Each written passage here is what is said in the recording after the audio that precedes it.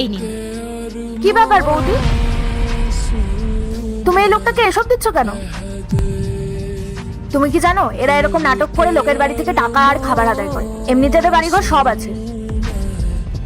আর ওনাকে তো দেখি ঠিকই লাগছে, পঙ্গু তো আর না, তাহলে আপনি কাজবাজ করে খেতে পারেন না?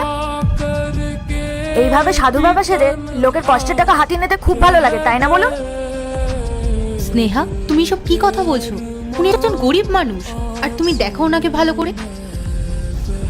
দেখেই মনে হচ্ছে উনি 2-3 দিন ধরে কিছুই খায়নি। আর আমি যদি ওনাকে কিছু চাল আর সবজি দিই, তাহলে আমি কি এমন ভুল করেছি?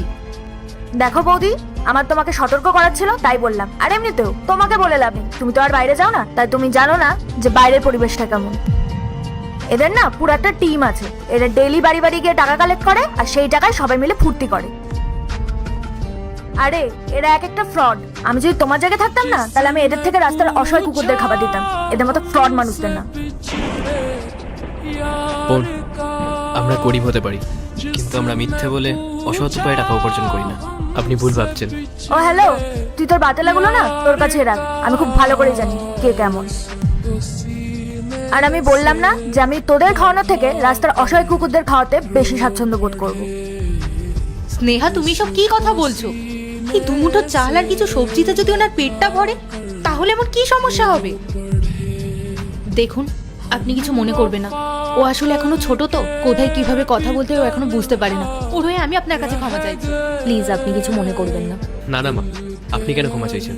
এই চাল সবজি এগুলো তো পেটের ক্ষুধা মেটাবে, কিন্তু আপনার ননদের কথাগুলো, সেটা আমার হৃদয়ে গেঁথে গেল। আমি পেটের দায়ে হাত পেতেছি মা, চাঁদ খাওয়ানোর জন্য নয়। আর কেউ তো আর শখে ভিক্ষে করে না, তারা পরিস্থিতির কাছে হার মেনে গিয়ে আপনাদের তরচায় এসে দাঁড়ায়।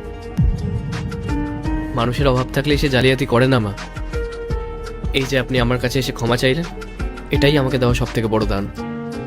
টাকা পয়সা অর্থ এগুলো তো যে কোনো সময় ফুরিয়ে যাবে, কিন্তু আপনি আমাকে যে সম্মানটা দিলেন, এটা আমি আমার সঙ্গে করে নিয়ে যাব।